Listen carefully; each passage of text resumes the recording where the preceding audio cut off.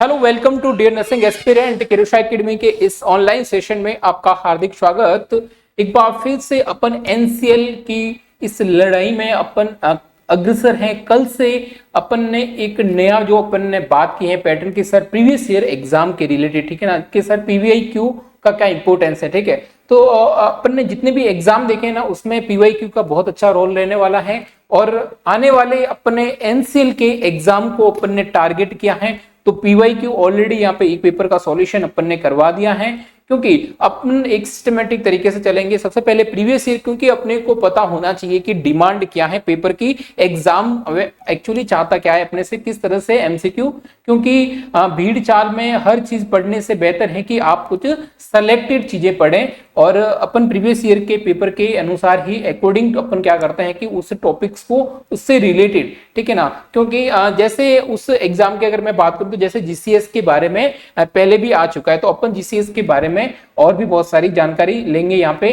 जिससे आने वाले एग्जाम के अंदर जीसीएस से रिलेटेड कोई भी एमसीक्यू आए तो आपके गलत नहीं होना चाहिए। और सिस्टम की रिलेटेड में बात करूं तो देखिए एंडोक्राइन सिस्टम बहुत बड़ा है, ठीक है ना, एंडोक्राइन सिस्टम बहुत बड़ा है और उससे अपने को कैसे पता चलेगा कि वास्तव में, क्योंकि इतना बड़ा सिस्टम है तो अभी एग्जाम देखिए, जब भी वैकेंसी आती है और फॉर्म फिल करते हैं तो अपने नर्सिंग के अंदर सबसे बड़ी ये दिक्कत है कि एग्जाम बहुत जल्दी हो जाते हैं, ठीक है ना।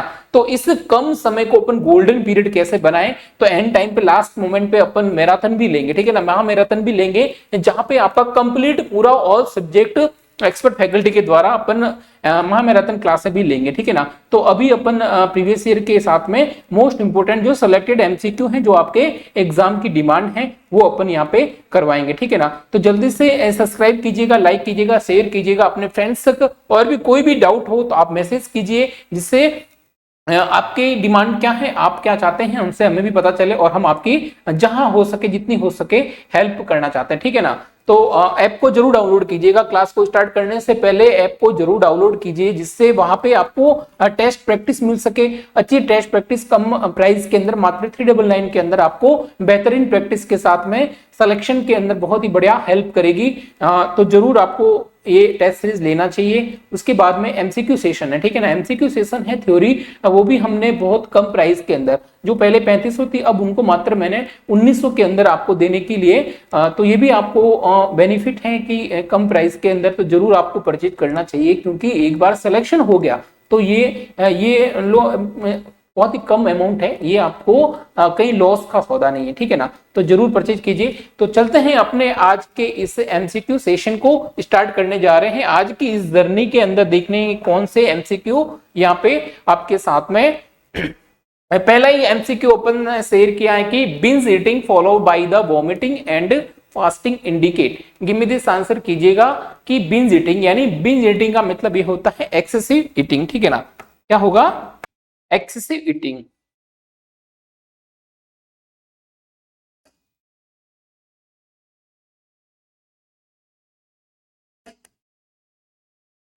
ठीक है ना। एक्सेसिव ईटिंग के अंदर अगर मैं बात करूंगा तो जब भी बात की जाती है एक्सेसिव ईटिंग, देखिए सबसे पहले मैं बात करूंगा कि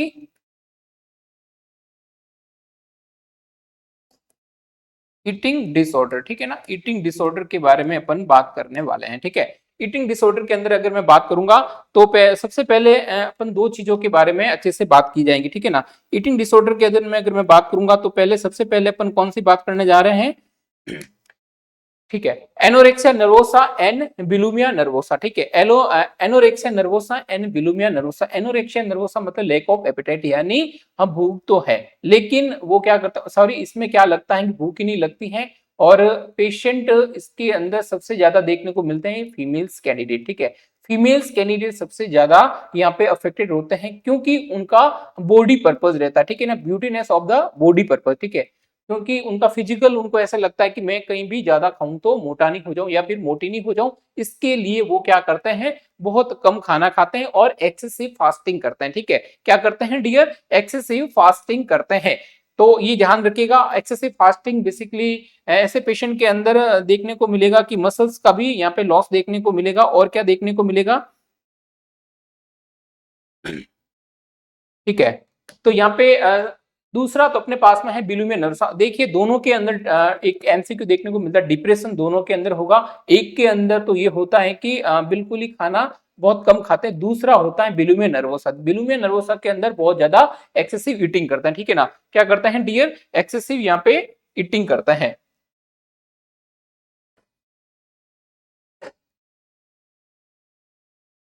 बिल्यूमिया नर्वोसा के पेशेंट के अंदर ये होगा कि सबसे पहले तो वो क्या करेंगे, बहुत ज्यादा खाना खा लेंगे, ठीक है ना। खाना खाने के बाद में फिर उनको दिमाग में आता है कि लोग मेरे बारे में क्या सोच रहे होंगे, कहीं मैं बहुत ज्यादा मोटा तो नहीं हो जाऊंगा, या फिर मैं कहीं बहुत ज्यादा मोटी तो नहीं हो जाऊंगी, या फिर मेरा वेट नहीं बढ़ जाएंगे, मैं फैटी नहीं हो जाऊंगी। तो इसके लिए वो क्या करते हैं, वापस इंड्यूस वॉमिटिंग यानी सेल्फ इंड्यूस वॉमिटिंग करके कोशिश करते हैं कि जो मैंने खाया है वो मैं बाहर निकाल दूं, क्योंकि इनका कंट्रोल नहीं रहता है, ठीक है ना। ये एक्सेसिव ईटिंग करेंगे, ठीक है। खाना तो ये खाने, जब भी खाना खाने के लिए बैठेंगे तब ध्यान नहीं रखेंगे, लेकिन एक बार उनका खाना कंप्लीट हो जाता उसके बाद में इनके दिमाग के अंदर जरूर थॉट आती है कि मैंने बहुत ज्यादा, इसलिए इसको ओपन किसके अंदर पढ़ते हैं, साइकेट्रिक डिसऑर्डर के अंदर पढ़ते हैं, ठीक है। सारा खेल किसका है, मेंटल का, ठीक है। तो अपन बात करते हैं एनोरेक्सिया नर्वोसा के बारे में, अपन ने बात की है। तो यहाँ पे क्या रहता है, lack of appetite and then bulimia nervosa, ठीक है ना। बुलिमिया नर्वोसा बी ऑप्शन क्या चला जाएगा, यहाँ पे राइट आंसर चला जाएगा। जिन्होंने भी बी ऑप्शन दिया है वो बिल्कुल क्या रहेगा, depression. Basically anorexia and bulimia दोनों के अंदर डिप्रेशन देखने को मिलता है। Then finally is obesity. Obesity basically किसके अंदर देखने को मिलेगा, आपके बुलिमिया नर्वोसा के अंदर, ठीक है ना। अगर मैं बात करूंगा बीएमआई के रिलेटेड में बात करूंगा, तो बीएमआई बेसिकली जिनका भी बीएमआई क्या रहेगा, मोर देन 29, ठीक है ना, वो सारे के सारे किसके अंदर चले जाएंगे, ओबेसिटी के अंदर चले जाएंगे। चलते हैं अपन नेक्स्ट एमसीक्यू की तरफ। I hope this MCQ will be clear. The next MCQ अपने पास में है कि what are the correct phase of the wound healing. Give me this answer कीजिएगा। वुंड हीलिंग के बारे में अपन बात करने वाले हैं। तो वुंड हीलिंग के रिलेटेड अपन बेसिकली अगर मैं बात करूं तो होता क्या है, ठीक है ना। सबसे पहले अपन बात करते हैं वुंड हीलिंग क्या होता है, ठीक है। किसी भी तरह की कोई भी इंजुरी या फिर कोई भी एक्सीडेंट होने के कारण, जब इंजुरी के कारण जो ब्लड निकलता है, ठीक है ना, या फिर कोई चोट निकलती है, वो किसी भी कारण से हो सकती है। एक्सीडेंट हो गया आपका, किसी ने आपके ऊपर ऐसे कह सकते हैं किसी ने डंडा मार दिया, या फिर आपका हेड कहीं से टकरा गया है, तो बहुत सारे कारण हो सकते हैं, ठीक है ना। तो उसके अंदर या फिर मैं ऐसे कह सकता हूं कि आपका प्रेशर अल्सर है, या डेक्यूबेटर अल्सर के अंदर भी देखते हैं अपन वुंड बहुत ज्यादा बन जाता है। तो सबसे पहले वहां पे जैसे ही इंजुरी लगती है, सबसे पहले ही कौन सा स्टेज देखने को मिलता है, इनिशियली विद इन सेकेंड के अंदर वहां पे आपके हीमोस्टेसिस, ठीक है ना। सबसे पहला ही जो फर्स्ट स्टेज की अगर मैं बात करूंगा वो क्या रहेगा, यहाँ पे हीमोस्टेसिस। हीमोस्टेसिस इसके अंदर क्या होगा डियर, यहाँ पे बेसिकली क्या देखने को मिलेगा आपके, हीमोस्टेसिस का मतलब ये होगा कि सबसे पहले यहाँ पे आपका प्लेटलेट का फॉर्मेशन होगा, ठीक है ना, प्लेटलेट्स का फॉर्मेशन होता है। तो क्या होगा इससे, वेजो कॉन्स्ट्रिक्शन, ब्लड वेसल्स के अंदर भी कॉन्स्ट्रिक्शन देखने को मिलेगा, जिसके कारण बेसिकली जो ब्लीडिंग है वो क्या हो जाएगी, स्टॉप हो जाएगी, ठीक है ना।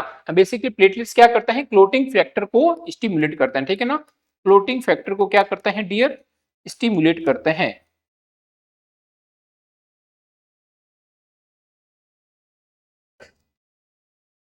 अब मैं बात करूंगा सेकेंड, ठीक है। अब क्लोटिंग फैक्टर बनेगा तो सीधी सी बात है, फ्लोटिंग फैक्टर बेसिकली क्या करेंगे, वहां पे ब्लीडिंग को स्टॉप करेंगे, प्लेटलेट का फॉर्मेशन होगा। ये सारी की सारी घटना कौन सी स्टेज के अंदर, first stage of the wound healing यानी हीमोस्टेसिस के अंदर होगी, ठीक है ना। उसके बाद में मैं बात करूंगा इन्फ्लामेटरी, ठीक है ना। इन्फ्लामेटरी के अंदर बेसिकली,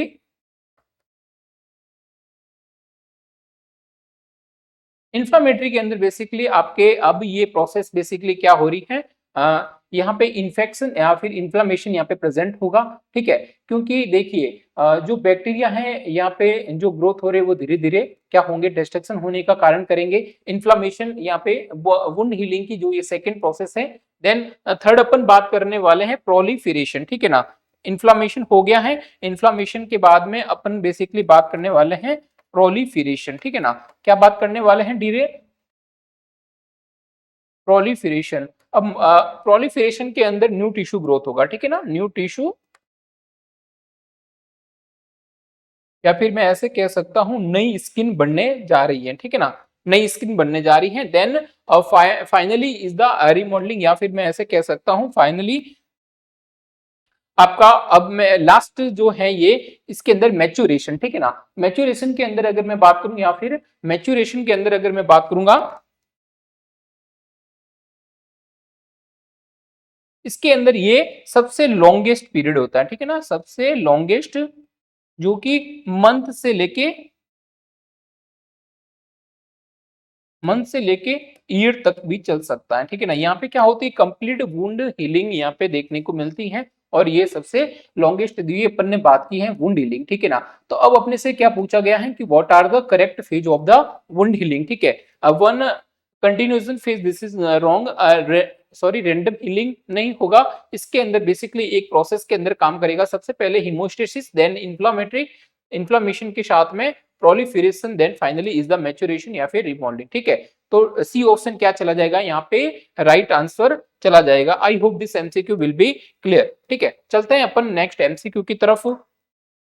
नेक्स्ट एमसीक्यू देखिए, अपन यहाँ पे सारे सब्जेक्ट को भी कवर करेंगे, ठीक है, नॉन नर्सिंग भी यहाँ पे एक्सपर्ट फैकल्टी के, क्योंकि आपके 30 एमसीक्यू हैं वो नॉन नर्सिंग के भी हैं, ठीक है ना। मेजर पोर्शन 70% जो है नर्सिंग का है, देन 30% है वो, सॉरी क्वेश्चन है वो सारे के सारे आपके नॉन नर्सिंग के हैं। तो वो भी आपको यहाँ पे इस प्लेटफॉर्म पे, किरोशा एकेडमी के इस ऑनलाइन प्लेटफॉर्म पर आपको मेजर पोर्शन नर्सिंग, और आपका जो दूसरा पोर्शन है, सेकंड सेक्शन है, बी सेक्शन, वो है नॉन नर्सिंग, वो भी आपको क्लियर करवाया जाएगा, ठीक है। The third MCQ, health education for worm infestation prevention should include all except, ठीक है ना।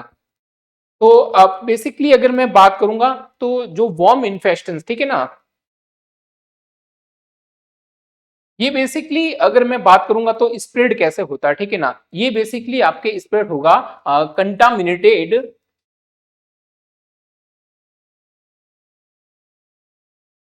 कंटामिनेटेड आपका फूड,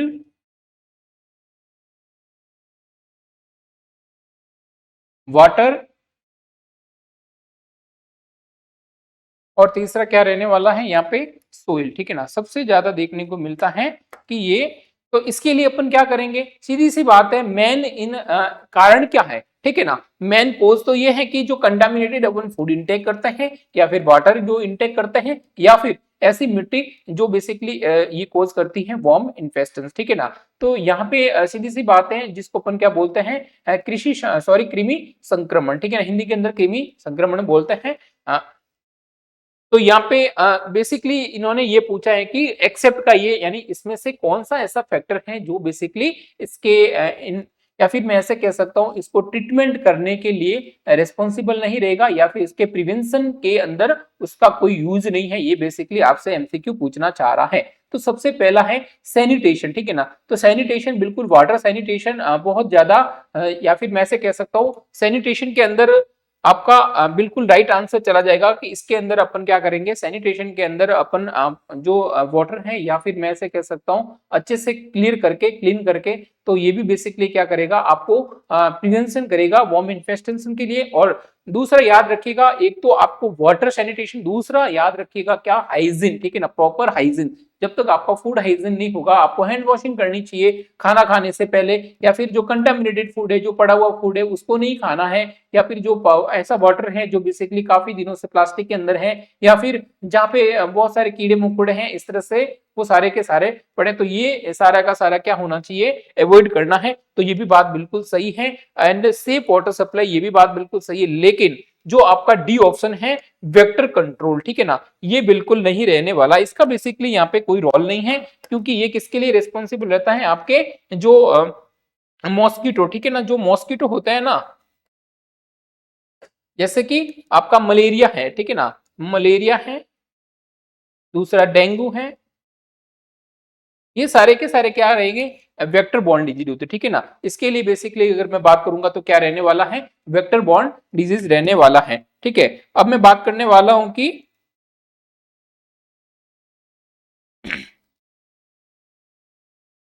ठीक है। तो ये बेसिकली मेन अगर मैं बात करूंगा तो कितनी चीजों के बारे में बात करी है मैंने कि वुंड इन्फेस्टेशन के अंदर सबसे पहले तो फूड हाइजीन होना चाहिए और सैनिटेशन यानी आपका क्या होना चाहिए, क्लीनिंगनेस। ठीक है ना, सीधी सी बात है। सैनिटेशन की अगर मैं बात करूं तो क्या होना चाहिए,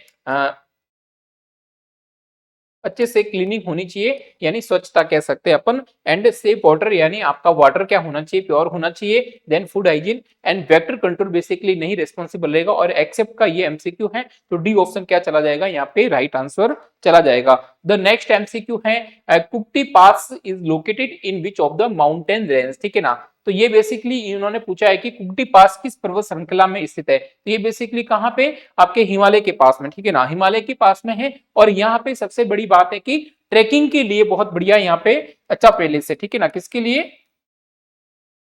ट्रेकिंग करने के लिए। ठीक है ना, तो यहाँ पे कौन सा ऑप्शन सही चला जाएगा, अरावली एंड फिर पंजाल या फिर जांस्कर। ये बेसिकली क्या रहेगा, धौलाधर। ठीक है ना, कौन सा रहने वाला है, धौलाधर। ये ऑप्शन क्या चला जाएगा, यहाँ पे राइट आंसर चला जाएगा। ठीक है ना, जीके का ये एमसीक्यू है। और अपना राइट आंसर क्या चला जाएगा, कुक्टी पास। ये बेसिकली जो माउंटेन है, ठीक है ना, कौन सा, हिमालय के पास में, यहाँ पे जहाँ पे ट्रेकिंग की जाती है। और कौन सी जगह है, धुलधर रेंज। ठीक है ना, तो ये ऑप्शन क्या चला जाएगा, राइट आंसर चला जाएगा धौलाधर। ठीक है ना, याद रखिएगा धौलाधर नाम है इसका। इसके साथ में नेक्स्ट एमसीक्यू की तरफ जाने से पहले एनसीएल की जितने भी बच्चे तैयारी कर रहे हैं उनके लिए खास इंफॉर्मेशन ये रहने वाली है कि किरोशा एकेडमी के ऐप को डाउनलोड कीजिए। वहां पे आपको मात्र 399 के अंदर टेस्ट सीरीज मिलने वाली है। देखिए, टेस्ट प्रैक्टिस करना बहुत जरूरी है और टेस्ट देने का भी एक तरीका होना चाहिए। टेस्ट जब आप दे और जब आपका सेल्फ इवेल्युएशन हो, जब आप सबमिट करें ईमानदारी से टेस्ट देने के बाद में, जब आपका सेल्फ इवेल्युएशन होगा कि कितने एमसीक्यू गलत हुए, ठीक है ना, और कितने राइट हुए हैं, तो जो गलत होते हैं उनके ऊपर आपको नेगेटिव के ऊपर ध्यान रखना चाहिए कि सर नेगेटिव, क्योंकि जब तक आप जो गलतियां कर रहे हैं उनके ऊपर काम नहीं करेंगे तो, क्योंकि नेक्स्ट जब भी आप टेस्ट लें तो कोशिश कीजिए कि वापस वो गलत नहीं हो। ठीक है ना, इसलिए टेस्ट देने से ज्यादा ये है कि आप उसका सेल्फ इवेल्युएशन जरूरी है। और उसके साथ में कंप्लीट एमसीक्यू बैच, जो कि हर सब्जेक्ट आपके एनसीएल के जितने भी जिन्होंने सिलेबस है, सिलेबस के अकॉर्डिंग यहाँ पे एमसीक्यू बैच स्टार्ट किया जा रहा है ऐप के अंदर। तो जरूर ज्वाइन कीजिए। मात्र आपको 1900 के अंदर मिलेगा। ठीक है ना, मात्र 1900 के अंदर आपको ये भी आपके फर्स्ट 30 स्टूडेंट के लिए इन्होंने स्पेशल ऑफर रखा है। ठीक है ना, तो चलते हैं अपन नेक्स्ट एमसीक्यू की तरफ।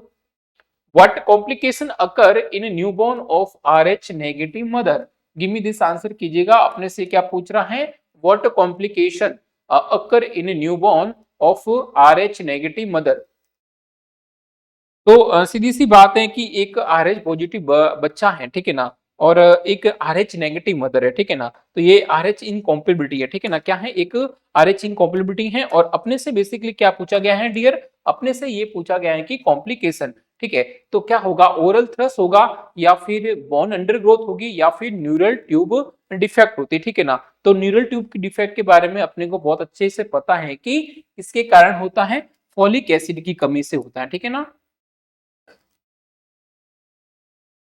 फॉलिक एसिड, ठीक है ना, फॉलिक एसिड की डेफिशिएंसी से। इसलिए क्या करते हैं, जब भी प्रेगनेंसी कंसीव करने का जब भी प्लान हो अपना, तो 1 महीने पहले अपन क्या करते हैं, फॉलिक एसिड की टेबलेटें स्टार्ट कर देते हैं। क्योंकि 1 मंथ के अंदर अंदर कंसीव होने के बाद में न्यूरल ट्यूब क्लोज हो जाना चाहिए, लेकिन ये रिमेनिंग रहता है ऊपर। This is called neural tube defect. तो ये तो नहीं रहने वाला है। ओरल थ्रस्ट बेसिकली आपके कैनिडिया से जो ओरल बेसिकली क्लिनिक से रिलेटेड है, तो ये भी नहीं रहने वाला है। बोन अंडर ग्रोथ का बेसिकली यहाँ पे ग्रोथ हार्मोन से रिलेटेड नहीं है। लेकिन हाँ, ये बात बिल्कुल सही है, जॉन्डिस एट बर्थ, इसके अंदर बेसिकली क्या देखने को मिलता है, हीमोलाइसिस। ठीक है ना, हीमोलाइसिस में बेसिकली अगर मैं बात करूं तो यहाँ पे क्या देखने को मिलेगा, आपके आरबीसी का डिस्ट्रक्शन देखने को मिलता है। ठीक है ना, क्या देखने को मिलता है डियर, आरबीसी का डिस्ट्रक्शन देखने को मिलता है।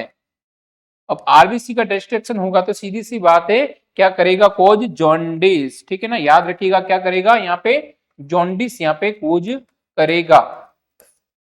तो यहाँ पे राइट आंसर क्या चला जाएगा, B option basically right answer चला जाएगा, ठीक है ना। और एक बात और याद रखिएगा, न्यूबॉर्न बेबी के अंदर अगर वो प्रॉपर फीडिंग नहीं करता है, ठीक है ना, अगर बच्चा दूध नहीं पिएगा तो उसकी वजह से भी जॉन्डिस हो सकता है, ठीक है ना, उसकी वजह से भी जॉन्डिस होने के पूरे पूरे चांसेस रहते हैं। तो ये आपको नॉर्मल सा बेसिक सा नॉलेज है वो ध्यान रखना है। तो राइट आंसर क्या चला जाएगा, बी ऑप्शन यहाँ पे राइट आंसर चला जाएगा। The next MCQ, what is the key feature of the 360 degree feedback system, यानी 360 डिग्री फीडबैक सिस्टम की जो मुख्य विशेषता है वो क्या है। ये आपके कंप्यूटर से रिलेटेड एमसीक्यू है, तो गिव मी दिस आंसर कीजिएगा। Feedback from the single manager या फिर ओनली क्वेश्चन इवेल्युएशन, तो ये तो गलत हो गया।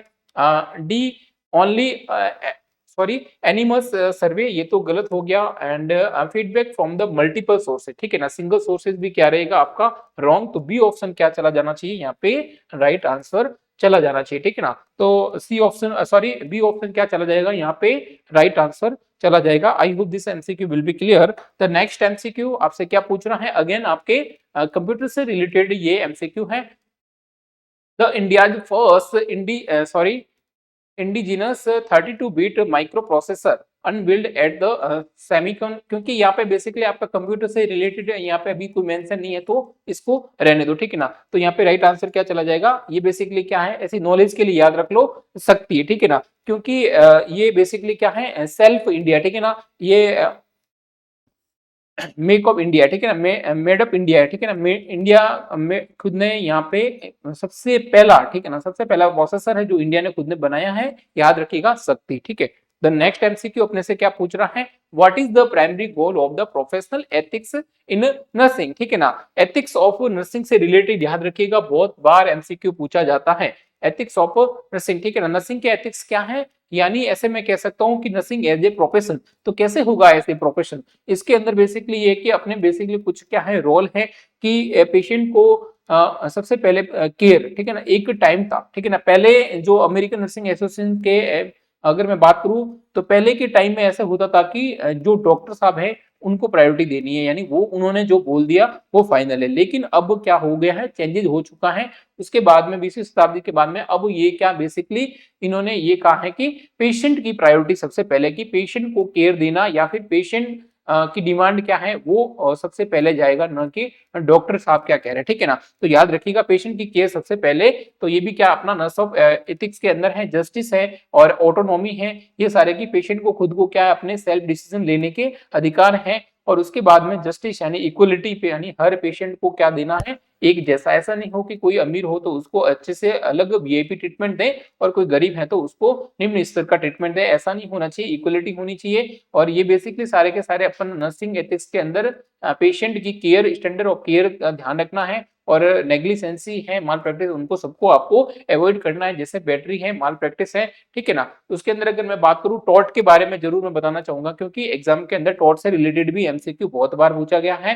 टॉर्ट के अंदर ये कह सकते हैं अपन एक तरह से कि इलीगल काम, ठीक है ना, ऐसा काम जो नर्सिंग एथिक्स के खिलाफ है, ठीक है ना। तो सबसे पहले मैं बात करता हूं इंटेंशनल टॉर्ट। इंटेंशनल टॉर्ट के अंदर जो आपका assault, battery and false impairment आता है। असॉल्ट यानी डराना धमकाना या फिर टू थ्रेट, पेशेंट को जो अपन डराते हैं या फिर धमकाते हैं, this is called assault. Battery यानी पेशेंट को टच करना बिना किसी कंसर्ट के, बिना विदाउट परमिशन के पेशेंट को क्या करना, इलीगल तरीके से टच करना, ये किसके अंदर चला जाएगा, आपका बैटरी के अंदर चला जाएगा। फॉल्स इंपेयरमेंट के अंदर बेसिकली इक्वलिटी रखना है पेशेंट के साथ में, या फिर मैं ऐसे कह सकता हूं फॉल्स इंपेयरमेंट के अंदर ये आएगा कि पेशेंट को क्या करना है, आपको बाउंडेशन नहीं डालना, स्टिक टेस्ट नहीं डालनी है, किसी भी तरह से बाउंडेशन नहीं देना, ठीक है ना। उसके बाद में आपका क्वासी इंटेंशनल आता है। क्वासी इंटेंशनल के अंदर अगर मैं बात करूंगा तो आपका बेसिकली दो चीज का ऊपर सबसे ज्यादा लिबेल एंड सरेंडर, ठीक है ना।